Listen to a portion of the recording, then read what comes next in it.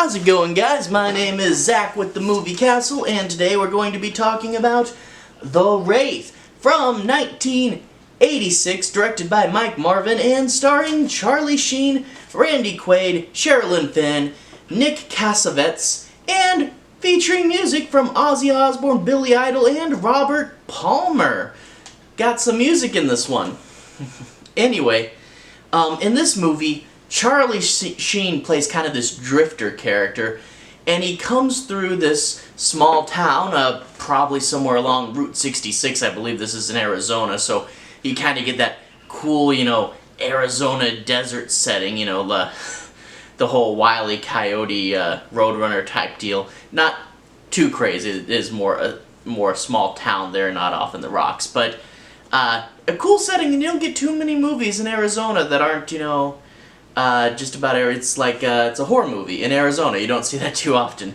But anyway, Charlie Sheen, drifter coming through, meets this girl who was actually the same girl that does Audrey Horne on Twin Peaks, and she has this problem where there's this guy that she doesn't really like that's kind of obsessed with her, and she keeps trying to push him away, but he doesn't really let her leave and won't let any other guys get close to her. He's a very despicable character.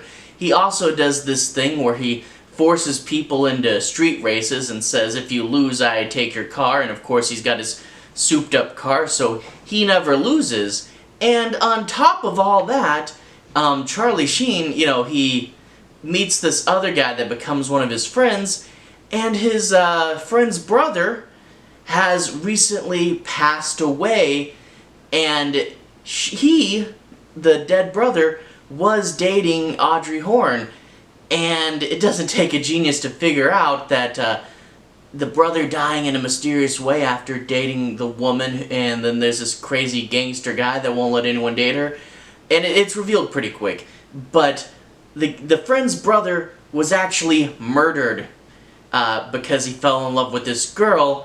And after he was murdered, you see 4 lights kind of come down from the sky, and they form together, and they make this car. It's this really sick, souped up racing car, all silver and black, and it is pretty cool looking. And the guy inside of it has a racing mask, so you don't see who it is, and a leather jacket, and some braces on, and he's in there. He appears and starts terrorizing the group, the thugs that killed him, and they're like, who is this mysterious racer? And he starts terrorizing them, and now they lose in his races quite violently, and every time he, gets his revenge on one of them, one of his braces disappears, and he's becoming more and more free. And if you hear this concept, you may start to put together, this is like, what if The Crow was a racing movie set in Arizona? Which is a weird, crazy concept. The Crow as a racing movie is an awesome idea. But yeah, you do get a few things with this movie. One, the lead bad guy, you hate him right off the bat. He's completely terrible. And I thought it was going to be one of those movies, because there's lots of movies with bad guys that are so evil, you're just like, "Urgh," every time they come on the screen because you hate them so much. And you do still hate this guy, but the performance and the way it's done, where you see that he's driven into irrationalities a lot, not just with the girl, but the way he gets obsessive when this new mysterious racer comes in, it actually makes him an interesting character. I mean, still a terrible person, but I was expecting one of those that would be hard to watch just because you hate him too much, he doesn't have any redeeming qualities, and he doesn't. But to see this character start to get frustrated, and to see his obsessive behavior, made the performance way more interesting than I thought, and that helped save that aspect of the movie. another thing, despite having the lead role, Charlie Sheen's actually not a huge presence in this movie. It's focused a lot on the characters. He kind of wanders in as the point of view character, and then, you know, towards the end, more stuff kind of happens with him.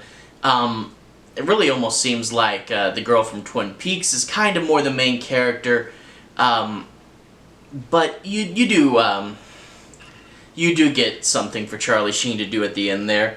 And also, I do want to mention Randy Quaid, Cousin Eddie from the Vacation movies, Vacation and Christmas Vacation.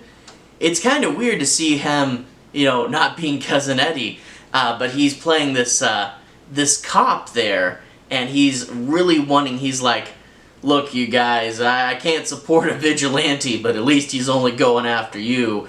And he knows there's something up with this bad gang of characters, and he just can't stop them, you know? But it's weird to get Charlie Sheen and Cousin Eddie, and this isn't a comedy movie. I mean, there's a little bit of humor here and there, but this isn't a comedy, it's a revenge film. But anyway, this is a really good movie, and I hadn't heard too much about it. I was just scrolling through the DVDs at my local half-price books, and I saw The Wraith, and that immediately made me think of the Wraith from Nosferatu, the Joe Hill thing. And I saw Charlie Sheen, and I pulled it out. He's not from around here, and it's got all these music things on the front. I'm like, what is this movie? And to watch it and see, you know, Charlie Sheen in a movie that's essentially The Crow, but with race cars, and pretty sweet races too, you know, pretty cool car stuff. So, you know, kind of horror as much as The Crow is horror, but replace the action with racing. It's a weird movie, and one of those movies that I just love telling people the concept of, you know.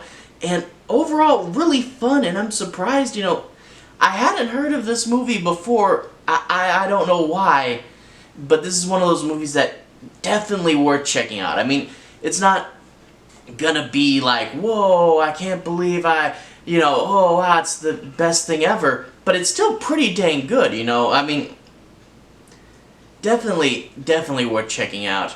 Anyway, one of those movies that was really obscure, and I saw it, and I'm like, I gotta get this on my channel. I gotta tell people about it. This is a pretty cool movie. Anyway, yeah, really fun. Anyway, for those of you who stuck around to the end, thank you for watching.